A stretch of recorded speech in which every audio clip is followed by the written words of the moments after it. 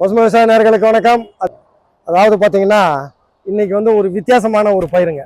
எப்படின்னா கொத்தவரை, அதாவது கொத்து அவரை, அதான் நம்ம கொத்தவரைன்னு வந்து அதை நம்ம இது பண்ணுறோம். அதாவது இது வரைக்கும் இந்த பயிரை பற்றி நம்ம சொல்லலை.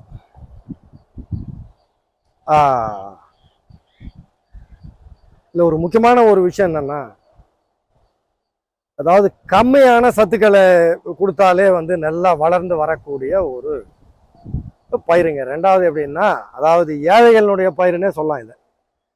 இது வந்து மணற்பாங்கான நிலம் ரொம்ப இதுவாக இருக்கிறது. அதாவது எப்படின்னா மணற்பாங்கான நிலம் அந்த மாதிரி இதில் கூட உங்களுக்கு இது நல்லா அருமையாக வளரும். வறட்சியை தாங்கி வளரக்கூடிய ஒரு தன்மை இதுக்கு இருக்குது.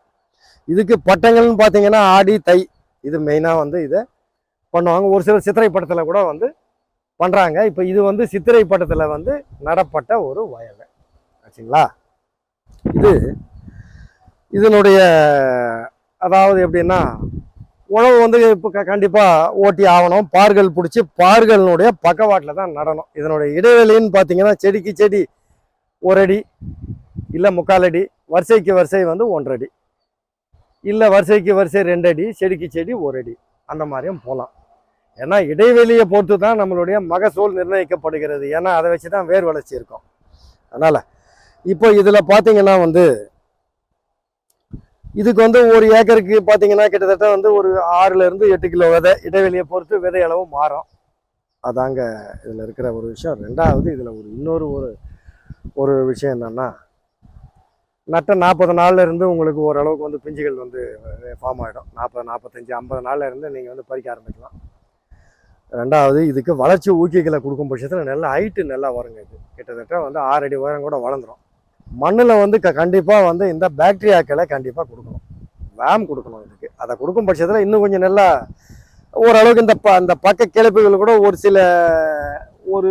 ஒரு சில ரேஞ்சுக்கு மேலே வந்து உங்களுக்கு என்ன ஆகும்னா பக்க கிளப்புகள் அதிகமாக வர்றதுக்கும் வாய்ப்பு இருக்குது. அதாவது எப்படின்னா மோஸ்ட்லி வந்து நேராக தான் போவோம் ஒரு சில நேரத்தில் அந்த வெரைட்டியை பொறுத்து. அதனால் இதுக்கு நீங்கள் இந்த கற்பூர கரைசலை கொடுக்கும் பட்சத்தில் நல்ல ஒரு வளர்ச்சியை பார்க்கலாம். அதே நேரத்தில் பழக்கரைசல் கொடுக்கலாம், எண்ணெய் கரைசல் கொடுக்கலாம், மீன் அமிலத்தையும் எண்ணெய் கரைசலை மிக்ஸ் பண்ணி கொடுக்கலாம். வேரில் வந்து மேம்படுத்தப்பட்ட அமிர்த கரைசலை கொடுக்கலாம். அப்போ என்ன ஆகும்னா இதனுடைய வாழ்நாள் வந்து நீட்டிக்கப்படும். மெயினாக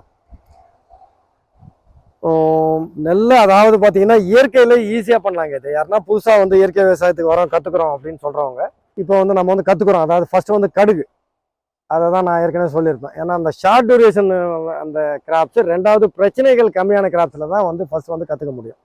அதாவது இப்போ நான் வந்து சாஃப்ட்வேரில் வேலை செய்கிறேன், நான் எனக்கு விவசாய லேண்ட் இருக்குது, நான் இதை வந்து விவசாயத்தை கற்றுக்கணும் அப்படின்னு சொல்லிட்டு வரவங்களுக்கு சொல்கிறாங்க. மற்ற வேலையில் ஒர்க் பண்ணுறேன், நான் வந்து கற்றுக்கணும் அப்படின்னு வந்து சொல்கிறவங்களுக்கு. அதனால் இதில் இன்னொரு விஷயம் என்னென்னா, இதில் இன்னொரு விசேஷமான ஒரு விஷயம், கொஞ்சம் நெருக்கி வந்து நீங்கள் அதாவது எப்படின்னா பார் ஓட்டாமல் தூவி விட்டுட்டு, அதாவது நம்ம எப்படின்னா தொழு உரத்தை வந்து ஃபஸ்ட்டு கீழே கொடுத்துட்டு ஏக்கருக்கு 10லேருந்து 15 டன் கொடுத்துட்டு, இல்லை நம்ம வந்து ஆட்டுக்கிடை வச்சு, இல்லை எனக்கு வந்து எருவு மாடுகள் இருக்குது, இல்லை பசு மாடுகள் இருக்குது அப்படின்னும் பட்சத்தில் நீங்கள் வந்து ரொம்ப அதாவது அதிகமாக கூட வந்து கீழே இந்த இதை வந்து ஓட்டி விட்டுட்டு தொழு உரத்தை அதுக்கப்புறம் நீங்கள் இதை நம்ம பார் பிடிக்கிறோம். அதாவது உழவு நல்லா இருக்குன்னு சொல்லிட்டேன் ஏற்கனவே, அதுக்கு வந்து பார் பிடிக்கணும். இதை நேரடியாக விதைச்சிட்டு கூட வந்து அதாவது ஏக்கருக்கு வந்து 15 கிலோ நேரடியாக தூவி விட்டுட்டு, இப்போ நம்ம சணப்பை இந்த தக்கப்பூண்டு மாதிரி இதை பசுந்தாள் உரமாகவும் பயன்படுத்திக்கலாம். நல்லா அருமையாக ஒரு இது இருக்கும். அதனால் இது வந்து காய்கள் வந்து நீங்கள் ஒரு வாரத்தில் 2 தடவை பறிக்கலாம், இல்லை 4 மாற்றி 4 பறிக்கலாம். நீங்கள் கொடுக்கக்கூடிய அந்த சத்துக்களை பொறுத்து இது வந்து வளர்ச்சி அது எல்லாமே இருக்கும். அதனால் இந்த ஒன்று மட்டும்தான் அதுக்கு மாற்றாக பயன்படுத்த முடியும். எதுக்கு மாற்றாக? இந்த பசுந்தாள் உரங்களுக்கு மாற்றாக இதை பயன்படுத்திக்கலாம்.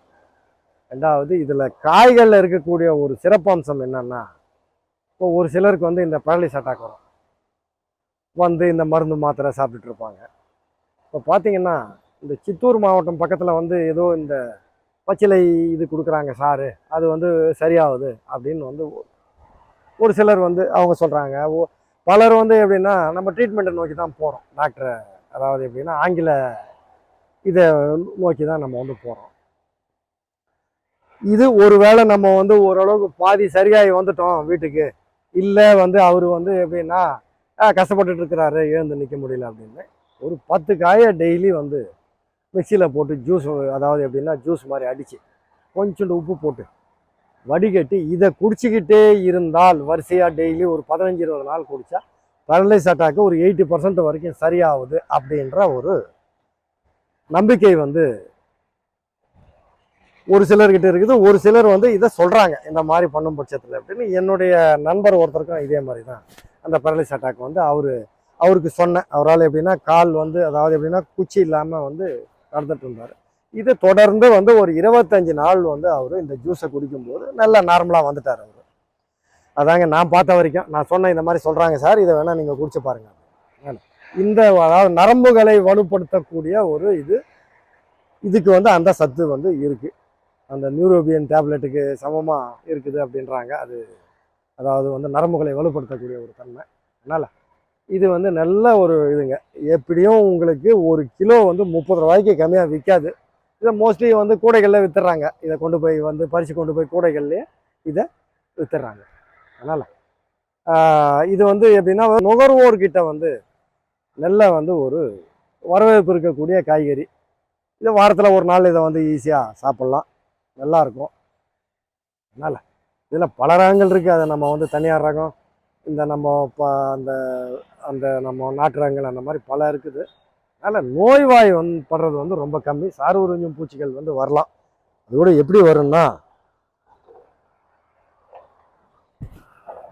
இந்த மாதிரி வரும். இதுதான் இதில் வரக்கூடிய பிரச்சனையே. அதனால் இதை வந்து ஈஸியாக சால்வ் பண்ணிடலாம். மற்றபடி இப்போ பெரிய அளவில் நோய்கள் வராது. அதாங்க இதில் இருக்கக்கூடிய ஒரு முக்கியமான ஒரு விஷயம். அதனால் இந்த கொத்தவரையை பற்றி நம்ம வந்து இது வரைக்கும் வந்து நம்ம சொல்லலை. இதில் பல ரகங்கள் இருக்குது. அதாவது அப்படி கொத்து கொத்தாக காய்க்கும். அந்த மாதிரி எப்படி சொல்கிறதுங்க, அந்த அளவுக்கு அதிகமான காய்கள் காய்க்கிற ரகங்கள் கூட இருக்குது. அதனால் இது நமக்கு வந்து ஒரு அதாவது ஒரு பணப்பயிர் வரிசையில் இதுவும் வந்து வரும். ஏன்னா ஷார்ட் டூரேஷனில் நம்ம அதிகமாக வந்து காய்களை பறித்து சேல் பண்ணிடலாம். இது வந்து ஒரு விவசாயன்ற முறையில் எனக்கு தெரிஞ்ச சில தகவல்களை சொல்லியிருக்கிறேன். அதாவது கட்டுறது கைமண் அளவு, நம்ம ஒன்றும் கல்லாதது உலகம்னு அந்த காலத்தில் சொல்லிட்டாங்க. இதோ எங்களுடைய அனுபவத்தில் நான் பார்த்த வரைக்கும் இது ஒரு சில விவசாயிகளுக்கு வந்து பயனுள்ளதாக இருக்கும் அப்படின்றதுக்காக தான் இந்த வந்து கொத்தவரையை பற்றி வந்து ஒரு பேட்டி. ஏன்னா இது வரைக்கும் நம்ம கொடுக்கல. அதுதாங்க இதில் இருக்கக்கூடிய முக்கியமான ஒரு விஷயம். இது வந்து உங்களுக்கு பயனுள்ளதாக இருக்கும்னு நினைக்கிறேன். நன்றி.